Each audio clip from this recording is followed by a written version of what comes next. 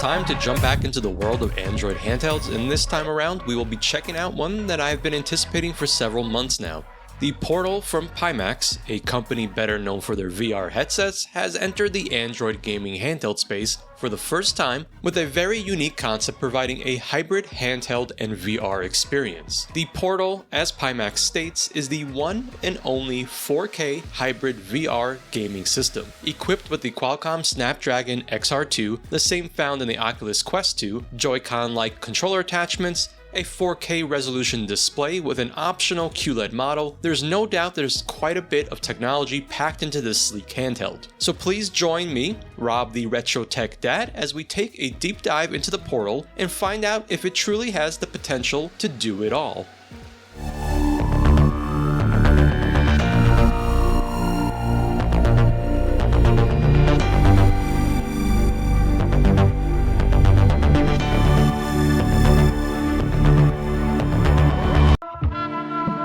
Coming off the intro, and it's time to get the specs out there. The Pimax Portal comes with a 5.46-inch 16:9 LCD or QLED display with a 3840 by 2160 4K resolution and a 144Hz refresh rate. The version I have on hand is the base LCD model. It is powered by the Qualcomm Snapdragon XR2 running at 2.84 GHz, built on a 7nm fab with the Adreno 650 graphics. It features 8GB of RAM with either 128 or 256GB of internal storage with the option to expand via microSD. It includes a 4000 mAh battery, Wi-Fi 6E, and Bluetooth 5.1, with a USB Type-C for data, charging, and video out. The QLED model supports micro HDMI out for future PC VR support, and Android 10 out of the box with future support for Android 12. Unlike other Android handhelds, the Portal has 4 integrated cameras on the back for 6 degrees of freedom in the future VR mode. The Pimax is available now directly from the Pimax website or from Amazon with Prime, which is where I recommend purchasing it if you are interested because of the fast shipping times and free returns. The base model with the LCD screen starts at $369 and the QLED model starts at $549. At the time of publishing this video, the 256GB version of the LCD Portal is available on Amazon for $399 with the coupons directly available on Amazon. One last thing, I do want to thank the team over at Pimax for sending me this unit, and as I always require, this video was not reviewed prior to publishing. With that nice shiny logo out of the way, it's time for our unboxing. The Pimax package itself is very clean with not much on it. As you can see here, I have the base 128GB LCD model. Let's get this cover off so we can reveal what's happening on the inside of this package. You can immediately see that I've got the white panda model, which I really like quite a bit. And let's put this aside for a moment so we can check out what else is in the package. Okay, we'll remove the tray, and then it looks like we have a smaller box below that. Nice, there's a free silica gel packet. I'll make sure to dispose of this properly so no one accidentally eats it. It looks like this is just an envelope that folds out and reveals some inserts as well as the USB Type-C cable. Coming back to the inserts, it looks like we have a quick guide that is available by scanning the QR code, as well as another insert with some contact information for support. Finally, there is a microfiber cloth included in the package. You will notice that there isn't any AC adapter included here. Time to get this protective film off the Portal. And first time holding it in the hands, and I have to say that I'm pretty impressed by how compact the Portal is. And now it's time to take a tour around the device. Starting at the top right, we have the shoulder buttons on the right controller attachment in a stacked configuration. The R1 button is pressing down nicely all across, and you can probably tell that these are clicky, but they aren't very loud. The R2 is an analog trigger with a button press at the end, which is clicky as well. These have a smooth movement, but I do feel like they go back a little too far, but I will reserve judgment for now.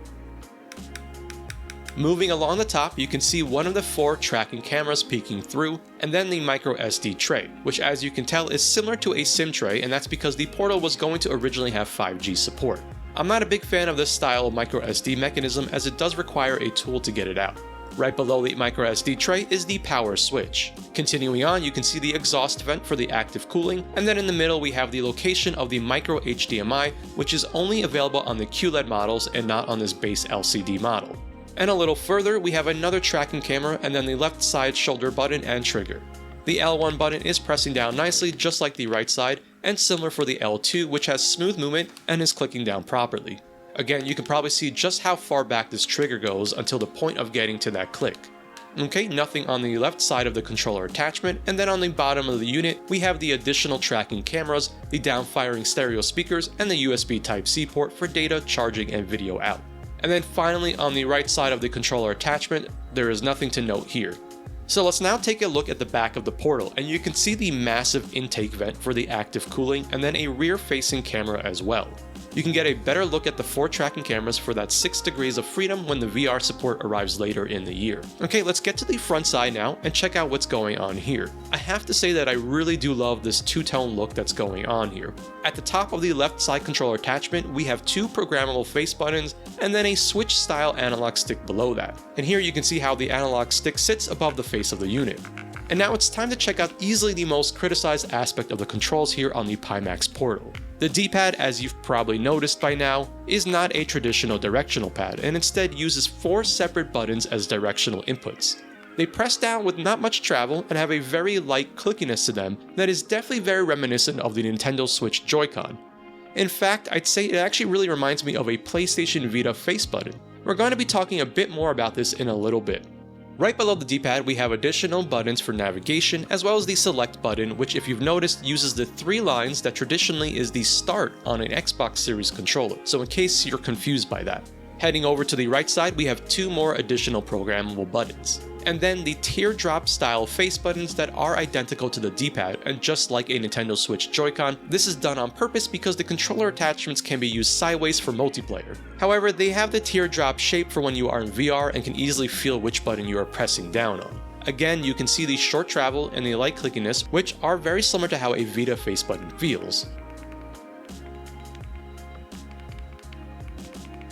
Below that, we have the other analog stick and then 3 more face buttons. The one on the right is recognized by the console as Start. The button on the left allows you to bring up the quick access overlay as well as other useful features which we will explore shortly. Now let's take a closer look at obviously one of the unique aspects of the Portal, which is the magic of the magnets that are built into the tablet and controller attachments. This is a different approach than the Nintendo Switch Joy-Con rails. Instead, these controllers magically attach using very strong magnets that keep it in place when gaming. Seriously, these are really satisfying and work quite well. Let's take a moment to just enjoy this.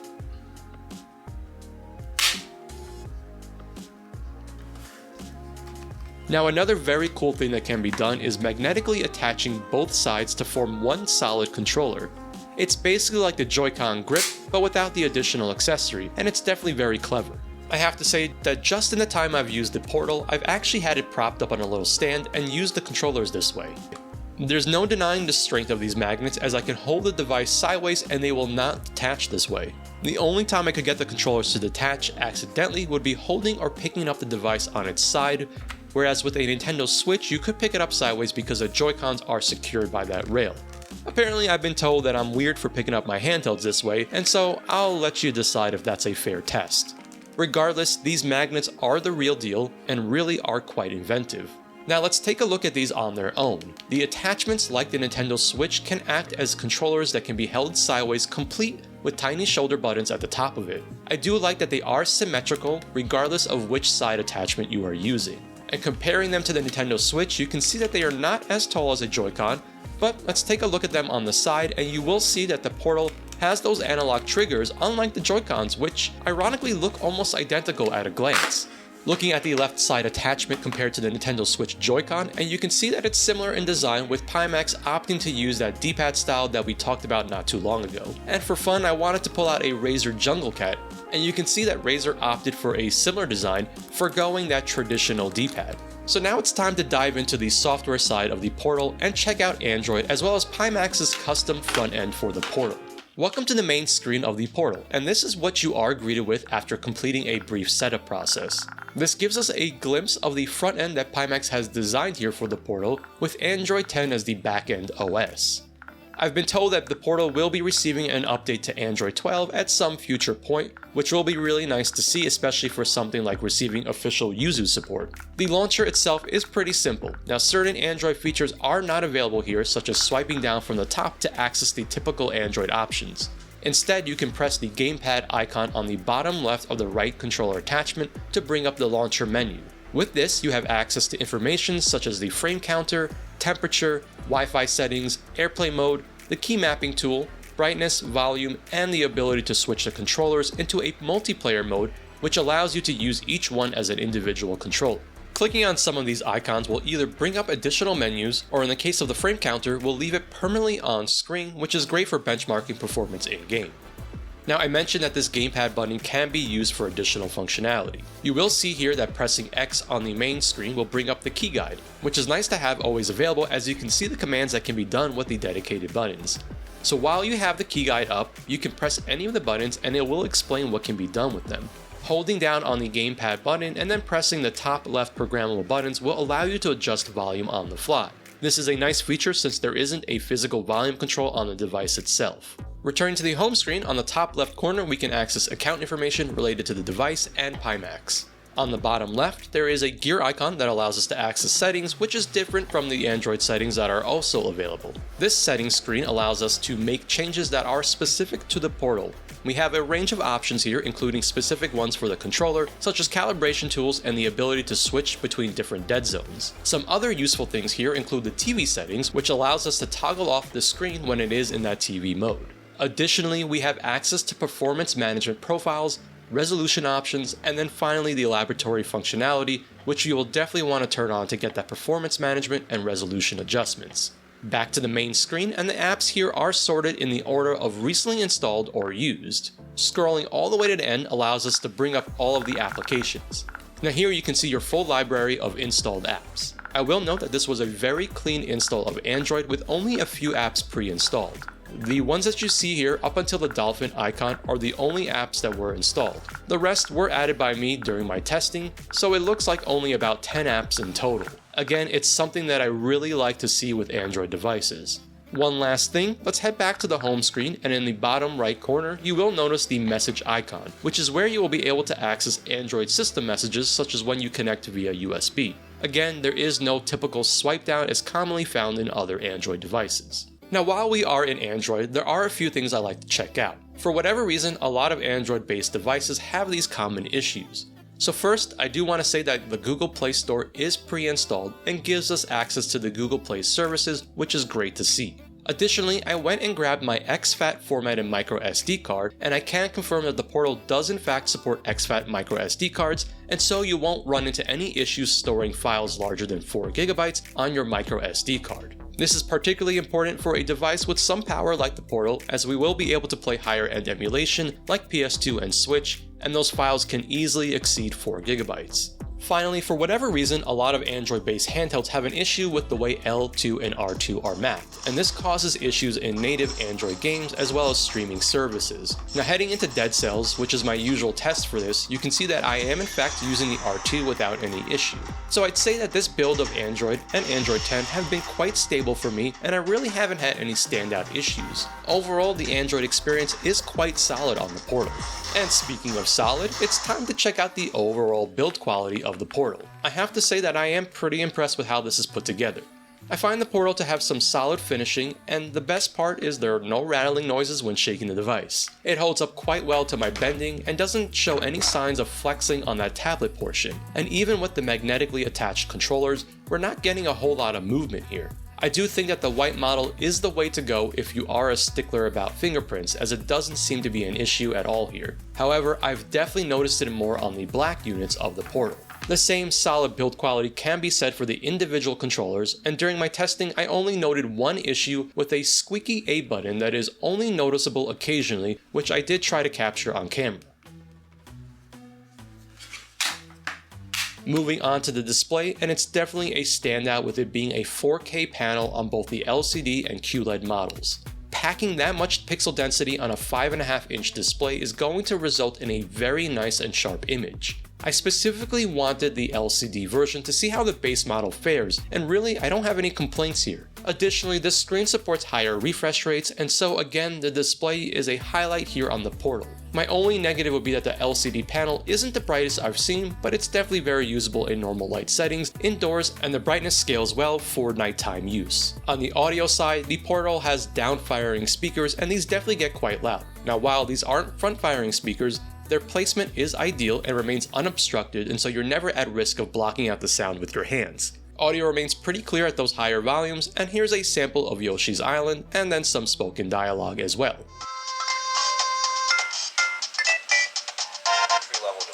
However, as I was going Finally, let's check out this D-pad.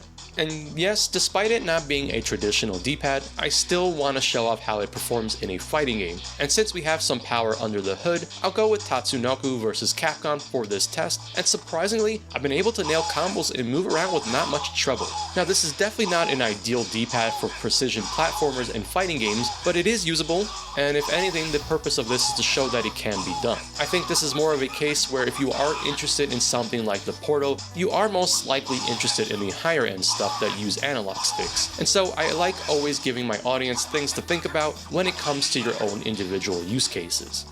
Now personally, I'd love to see Pimax release a D-pad focused left side controller attachment, but they seem to be very remiss with that idea and actually suggest using D-pad covers like those made for the Nintendo Switch. Now I couldn't find the one they specifically recommended, but I did grab a set of the Skull & Co ones you see here, and these really don't work well at all. And so it's not an ideal solution in my eyes. However, for my personal needs, I've been using this mostly with the analog stick, and therefore the D-pad situation isn't a game breaker, but I definitely recognize that for retro emulation, this is a definite miss. So let's now take some measurements and size up the Portal. As you can see here, I've got my usual spread of handhelds to do some comparisons with. First up, let's get the numbers on the Pimax Portal, which comes in at 370 grams or 13 ounces, and moving on to the Retroid Pocket 3 Plus, which is a little over 8 ounces or 236 grams. The GPD XP Plus, which hasn't been seen here on the channel in quite some time, and weighs in at 373 grams or a little over 13 ounces. For fun, here is the Razer Phone 2 with the Jungle Cat controller attachment, which if you're curious about, I did a sort of retrospective video on this combination here on the channel. This combination weighs 12 ounces or 340 grams. The popular and favorite AYN Odin Pro, which weighs 361 grams or 12.7 ounces, making it very close in weight to the Pimax Portal. Now let's size up the Portal, and as I mentioned earlier, I am really impressed with just how compact the unit is overall. The device on its own is really small, and compared with my daily driver, the iPhone 14 Pro, you can see how similar they are in size and even in thickness, which is impressive given that the Pimax Portal is actively cooled. It's definitely pocketable when removing those controller attachments and makes it quite unique against its competitors. And speaking of competitors, here it is sized up against the Retroid Pocket 3 Plus, and you can see that the Pimax still retains a slim profile while having a 5.5-inch screen against the Pocket 3's 4.7-inch display. Here it is against the AYN Odin Pro, which has a 6-inch screen. And again for fun, here's the Razer Phone 2 with the Razer Jungle Cat controller attachment, a GPD XP Plus, and of course the biggest and most obvious inspiration for this Portal design, the Nintendo Switch. So let's take off the Joy-Cons and then compare the two as just tablets, and again you can see that the Pimax is a bit smaller than a Switch tablet. And finally let's compare the Joy-Cons to the Portal controllers, which are a bit shorter in height compared to the Switch Joy-Cons. Quickly, I wanted to show the size of the Switch face buttons, which are about 7mm and definitely on the smaller side. And given the weird shape of the Portal's face buttons, we will have two measurements here. So measured from the top down on the B button, it's about 7.5mm. And then going from left to right on that teardrop shape, it's about 8.5mm. One last thing before we move on, I did want to compare the thickness of the Portal, and here you can see that it is about 14.5mm, whereas the Nintendo Switch is just about 14mm, and so the two are quite similar in thickness, and both obviously have that active cooling. And this just so happens to be the perfect time to take a peek at that active cooling with a small teardown of the tablet as well as one of the controller attachments. I always like doing these for various reasons, one of which is to see just how easily accessible and replaceable that battery is. So taking a look around the tablet, and you can see that the screws are easily accessible and visible. These use standard screws, so let me go grab my trusty iFixit kit and get a nicely sized bit. The one I'm using here is the Phillips Head 00 in case you are curious. There are 10 total screws on the outer casing and none of them are concealed. Okay, quickly getting all of these screws out of here so we can get this back cover off. Prying from the bottom of the unit seems to work best for me, and the cover snaps off without too much force. There is nothing attached to the back cover, so don't worry about accidentally tearing something out. The back cover plastic is fairly rigid, and you can also see the grill peeking through there with a screen covering part of it to reduce dust. Alright, let's get a nice centered shot here, and get a look at the back of the Pimax Portal without its cover on.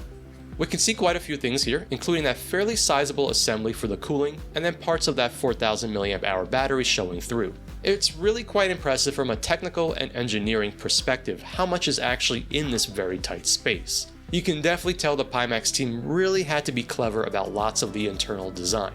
Alright, let's try to get a closer look at this battery, and wow, there is quite a lot happening here with multiple ribbon cables crossing over the actual battery, and it's pretty apparent that this is not going to be something easily removable. So I think I will peek behind the fan assembly to see what's going on there. Let's get these screws removed and then we can get this out of the way. Okay, so with the fan removed, it does look like there are additional components that need to be removed before we have access to those ribbon cables. It's very obvious that replacing the battery is not going to be a simple procedure. And with that, I think we will stop our teardown of the tablet portion and continue on to the left side controller attachment. Similar to the tablet, the controller has all of its screws visible. The back cover is held on with 4 screws, and we can use the same size bit for this as well. The back cover is fairly easy to remove and was separating on its own, and so I applied a little bit of force to get it off, and there is nothing attached to the back cover, so again you don't need to worry about prying anything off by accident. Here is a look at the 700 mAh battery that is used to keep these controllers charged when detached from the main unit. Unlike the tablet portion, the battery here is very simple to remove and easily accessible. Alright, let's disconnect the battery ribbon cable and then separate the battery, which is held on with a fairly strong adhesive. This will allow us to take a peek further and check out the analog stick situation. So with the battery removed, it looks like we have a plate in place that protects the inputs from the battery and is held in place with additional screws. One of the screws has a warranty sticker on it. There are 4 screws in total that need to be removed. Take note that one of the screws is near a delicate solder point for the Bluetooth antenna, so take care if you are trying to access that screw. With all of the screws out of the way, we can now take a look at the main board of the controller. As I suspected, the analog stick is standard and can be swapped out with a different analog stick if you'd like, such as a Ghoulie kit. And so with that, I think I've satisfied my own curiosity, and we can finally move on to the synthetic benchmarks. Now things will definitely start to get a bit interesting here. So we know that the Portal has performance management options in the settings. Now originally when I started working on my benchmarking, I set the Portal to high performance mode, since I naturally wanted to see how far we could push the device. However, when I started to get results back and compare with other devices, things weren't making any sense. Now, I was quite familiar with the Portal and some of the expectations of what an overclocked Snapdragon XR2 would be capable of, and things just weren't lining up. So I went back into performance management and switched to game mode, and yet again, numbers were different and not lining up with the expectations of that XR2. It appears that when the Portal is in game mode, the GPU is held back, prioritizing the CPU performance, and in high performance mode, it appears that the CPU is held back, with the GPU receiving higher priority. Neither setting really seemed to push that XR2 to its max capabilities. So let's start with the Antutu 10 benchmark, and this gives us a good idea of the CPU versus GPU scores. Now keep in mind that this is all a synthetic, but it does paint a consistent story. So using that game mode setting, the Pimax scored 760,444 as the overall score, with a 284,901 GPU score, and a 169,880 for the CPU score. When switched over to the high performance mode, the Pimax had a lower overall score of 740,368, with the GPU score at 214,579, and the CPU score at 210,560. As you can see, in both performance modes, the Portal comes behind the Razer Edge, which I expected, but with that overclocked XR2, the scores should be closer than they are here. Additionally, I went with the lowest scores provided to me with the Razer Edge, as I no longer have my unit since I sent it off to Black Seraph for development. However, thank you to RH Discord community members Ethan Obi and Sub-Zero for helping me out by providing me with these updated numbers. Continuing on to the 3D Mark Wildlife benchmark, and this is a GPU focused benchmark, and yet again the story remains consistent, with the Portal scoring 4,826 using that high performance mode. But when switched over to gaming mode, the Portal scored 4,278. By the way, you will notice that I have numbers for the GPD XP Plus, and I do think it's relevant as the upcoming Ioneo Pocket Air will be shipping with that Dimensity 1200, and so the numbers are as relevant as ever when it comes to comparing high-end Android handhelds. Finally, ending our benchmarking with Geekbench 6, and this is a CPU-focused benchmark, and I think we know what's happening here. The Portal in high performance mode scored 2,403 in its multi-core score, and 1,010 for its single-core score, and then switching over to game mode, and the single-core score was higher at 1,201, with the multi-core score at 3,252. And so again, it's very obvious that the game mode is prioritizing CPU performance. One last thing before we move on to our gaming tests, I wanted to show the difference in performance between the supposed game mode and high performance mode. You can see how Burnout Revenge using Ether SX2 running at 3 times native resolution is impacted by the two modes.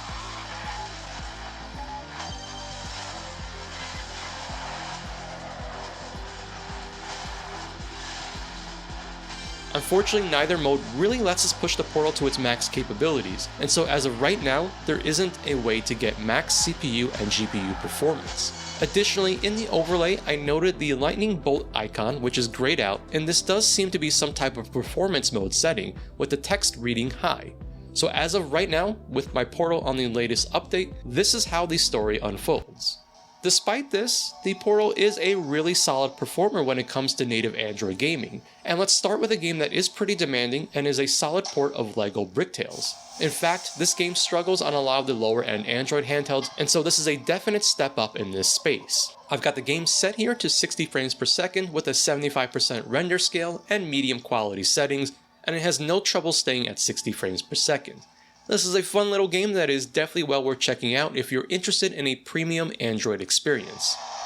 Next up is another great game and easily one of the best racers available natively on Android. Grid Autosport is also a great game to test some of the power available to us with the Portal. Unsurprisingly, that Snapdragon XR2 has no issues with this game, and Grid Autosport is set to enable the best graphics, and it runs very smooth on the Portal. Sky Children of the Light is another fairly demanding game, and this one has a few scaling options available to us. I tested this one out in the high performance mode, which sets the game to 60 frames per second, and the Portal had no issues with that setting. Additionally, I tested the high definition mode, which uses the sharpest graphics but caps it at 30 frames per second, and again, the Portal with its Snapdragon XR2 does a great job. By the way, Sky is a fantastic game from That Game Company, the same studio behind one of my absolute favorite games, Journey.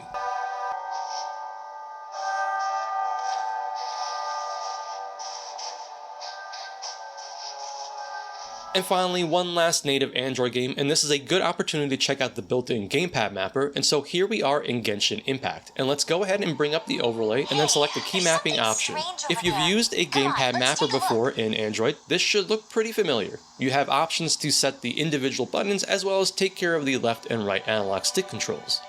So I'll go ahead and drag the left analog stick control, and if you click on that icon that's been placed, you can then adjust the size of the analog stick, as well as the sensitivity, and adjust the view options. Heading back, let's quickly place the right analog stick, and then put down some buttons to map. Alright, quickly testing what I've done here, and you can see that it's working really well, and definitely a very solid way to enjoy some Genshin Impact. And if you're wondering, I do have Genshin Impact set to its default graphics setting of medium, with the FPS cap set to 60, and it's not a problem for the Portal.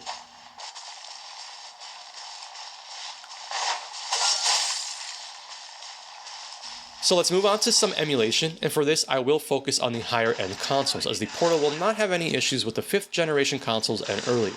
We're gonna go a little different than usual and start out with some PlayStation 2 emulation. For all the games here, I am using the OpenGL API, as Vulkan would crash Ether SX2 regardless of the build I was using. So let's start out with a pretty awesome first-person shooter game for a Criterion. Black is a pretty demanding PS2 game to emulate, and I have this one set to use 3 times the native resolution. And as you can see, this one is performing quite well with some occasional dips, and again, you can easily bring this back down to 2.5 or 2.75 if you really want to lock down that frame rate. Personally, I think it looks great at 3 times native resolution. And of course, we can't show off PS2 without a little bit of God of War 2. This is definitely the upper end of what we will be seeing here, with God of War 2 set to 3 times native resolution, as well as being one of the more demanding PS2 games. At this resolution setting, it does dip, but it's pretty close to staying full speed, and so it gives you a good idea of that upper limit, and I'd say around 2.5 native resolution will be the ideal setting.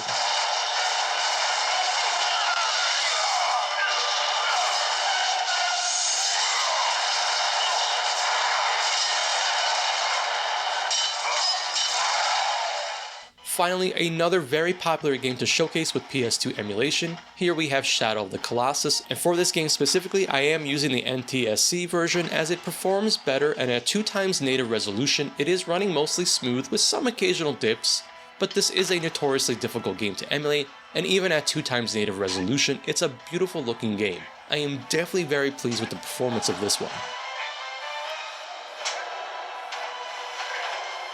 So switching gears to Sony's handheld, the PlayStation Portable, using PPSSPP Gold. First up, I wanted to show off one of my favorite racing games on the handheld, and this is definitely a good test of that Snapdragon XR2, as MotorStorm Arctic Edge is a pretty demanding PSP game, and a gorgeous one at that. For this one, I am set to 4 times native resolution using Vulkan, and it's running mostly full speed, which is about 30 frames per second. The game did need 1 hack enabled, but not surprising since this is a hard to run PSP game. Regardless, this is solid performance, and if you haven't tried out Arctic Edge, I highly recommend it. There is also a PS2 version available. And one more time, let's showcase some God of War, Ghost of Sparta. Just like MotorStorm, this is a fairly difficult game to emulate for PSP, and it is also set to 4 times native resolution, and seems to run fine without any issue.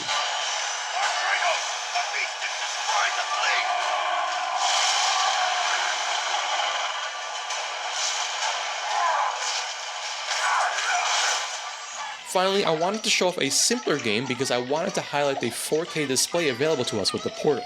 There are plenty of consoles that we can emulate at that 4K resolution, really allowing us to make use of the pixel density available to us. So Loco Roco is a perfect example of a game that will run at that 4K resolution, which is 8 times the native PSP resolution. And again, this really allows us to make use of the panel here. Loco Roco is definitely one very sharp and crispy looking game at this resolution, and with all the colors and the style of graphics, this one looks absolutely gorgeous. Now let's head on over to the Nintendo consoles, and we will start out with some Gamecube emulation using the mainline Dolphin build from the Play Store, which has really progressed quite a bit in the past few months. No surprise to anyone familiar with my channel, but I'll start us off with a personal favorite racing game on the Gamecube, Wave Race Blue Storm, and it's a real looker, and I thought its visuals would be the perfect showcase to enjoy that crispy upscaling.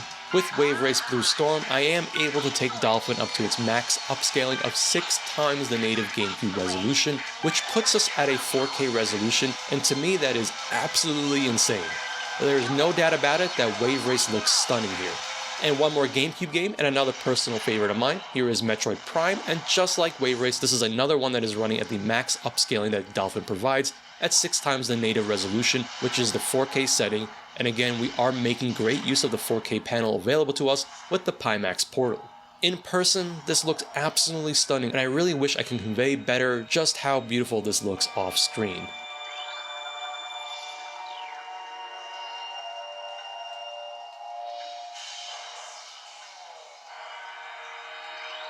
And because of the Snapdragon XR2 in the Portal, we are able to push the limits of Dolphin and emulate Wii on here quite well.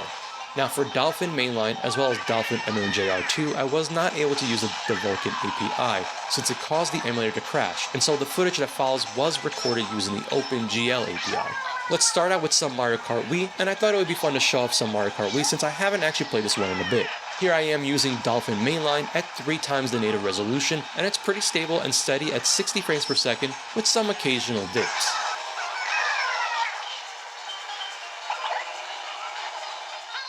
And of course I can't showcase some Wii emulation without a little bit of one of my favorite Mario games, Super Mario Galaxy 2. Here I had to switch over to Dolphin XR2 to get better performance, and Mario Galaxy 2 is set to 2.5 times native resolution, and it's quite smooth. In fact, this one could almost do 3 times native resolution, but I did experience more dips there. Wii Emulation is looking fantastic on the Portal and really cleans up nicely with the ability to do upscaling.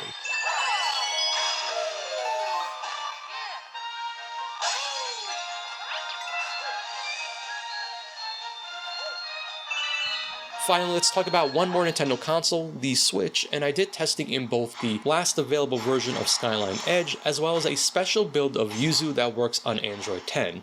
Switch emulation is tricky because it's still very much progressing and in active development, but whatever is compatible and able to run will perform quite well. I'll start things off with the gem from Supergiant Games, Hades, with Skyline Edge version 69. This one is performing really well, and ignoring some of the graphical glitches that can happen, I am staying at that 60 frames per second, and just being able to play Hades on an Android device is a real treat. And for one more Nintendo Switch game, let's check out some Persona 5 Royal, and again, just the idea of being able to play this game on an Android device is definitely something special. Unfortunately, video cutscenes are broken in Skyline Edge version 69, but in-game cutscenes and gameplay performance is excellent, and so at least we can get a good sense of performance with the Portal, and it's having no issues here running the game. So before we move on from all of this gaming, I wanted to show off something really cool. The community over at Thingiverse came up with this awesome 3D print attachment for the Portal, which I will have a link down in the description, and because the Portal has those detachable controllers, we can do all sorts of fun stuff here. So I headed on over to my 3D printer and went ahead and printed this attachment that allows you to put the Portal tablet in TATE mode so you can enjoy things like Nintendo DS, Shmups, and even some pinball gaming. Unfortunately, I received the wrong size magnets for my attachment, but luckily I was still able to show off how this works, and it really is such a simple idea, but highlights how neat some of the modular capabilities of the Portal can be. Nintendo DS emulation is a real treat, and of course the Portal has no issues running Jurassic in that high resolution mode. And this orientation allows us to enjoy TATE mode for Shmups, and so the Portal suddenly transforms into this very cool handheld that can play Shmups from across all consoles in this orientation. Finally, pinball gaming is another great use case of this attachment and orientation, and Pinout is such a fun time being able to play it this way. By the way, this game is available straight from the Google Play Store.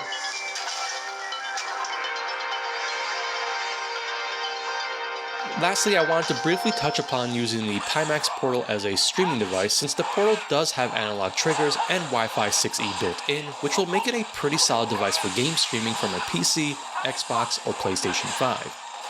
Here's a little test of Moonlight using Sunshine running off a mini PC that I just recently did a video on, and really no surprise here, but Guilty Gear Strive is running very smooth using Moonlight and is a fantastic experience on the Pimax Portal. For those running pretty beefy computers, you could actually make use of the 4K resolution and 120Hz refresh rate if your network and hardware can handle it, which is definitely a strength for the Portal. And of course, with all of this gaming, we're going to have to check out some of the thermals, and with that active cooling built into the Pimax, surface temperatures should be quite good. After some demanding gaming, I noted the hottest temperatures at the top right of the tablet portion, coming in at around 45 to 47 degrees Celsius, which is definitely on the higher end. However, something really worth noting is that because the controllers are separate units, you can see that the temperature drops significantly, which is very good as you will be obviously holding the device here. On the back side, temperatures were cooler, and the entirety of the intake portion was in the 30s range, with that same corner from the front side coming in a bit higher, showing how effective that active cooling is because it's one of the areas not covered by it. As expected, the exhaust portion is a little warmer, coming in at the low 40s. Now with thermals out of the way, let's talk about battery performance, and so we have all sorts of different combinations here for my battery testing. Let's start things off with the lightest test, and as always I'll be using Yoshi's Island and SNES 9X with the Portal set to 50% brightness, 50% volume, and using the 1080p 60Hz mode with the energy saving mode, and we ended up at a little over 9 hours of battery life, which is pretty solid performance. Now let's move on to something much more demanding with God of War 2 and Aether SX2. We have two different combinations here, and starting on the left, we have God of War 2 using 50% brightness and 50% volume set to the 4K 90Hz mode at 3 times native resolution, with the Portal set to the high performance mode, and we were just a little over 2 hours, which isn't all that great and not surprising given the small 4000 mAh battery and very demanding settings here. On the right, we have God of War 2 set yet again to 50% brightness and 50% volume. But this time around, we are set to the 1080p 60Hz mode using the 1x native resolution in Aether SX2 with the energy saving mode, and I'm not surprised that it's not quite full speed, but it will push this energy saving mode hard, and so lighter PS2 games will be able to run with these settings. With this test, we ended up at almost 4.5 hours, which is definitely much better, but again, we are not making use of any upscaling here. One interesting thing I noticed during testing was that when the device hit 10%, performance tanked even though I had power saving features turned off. So basically once hitting 10% in any mode, gameplay seriously suffered. And before we wrap up, let's talk a little about the future of the Portal. You might have noticed that one of its key features is not present right now, which is its ability to transform into a portable VR headset similar to an Oculus Quest. The Portal View headset allows you to take the Portal tablet and dock it into this headset, with Pimax planning on releasing this to the general public in September. I do hope I can cover this aspect of the Portal in the future, as I have some cool ideas for it. The Portal View did get a redesign from an earlier prototype, and it's apparently been improved for comfort and balance, so it will be interesting to see how it will fare. Additionally, Pimax has plans to release a few accessories for the Portal, including the Portal XL, which will allow you to transform the Portal into a large screen handheld experience, and then the Portal Dock, which allows you to easily dock your Portal for use on a television. Pimax is also planning an update to Android 12 for the Portal, and this will be an important update as it will allow us to have full access to Yuzu. There is no doubt that the Portal is an intriguing device with some very creative design elements not seen in this space before. The Portal comes packed with solid hardware, and even with some of the software shortcomings, provides a very solid gaming experience. In the coming months, it will be interesting to see if Pimax can really tie the experience all together and continue to refine the software side to allow the Portal to reach that next level, and with its ability to transform from a Nintendo Switch style handheld into a potentially capable VR headset like the Oculus Quest 2, it really is a compelling piece of kit. Unfortunately for Pimax, the space is very competitive and full of many options, and its point of difference is still missing in action. However, if you are looking for a dedicated high-end Android device with a proper 16:9 screen, the Portal isn't a bad option at all.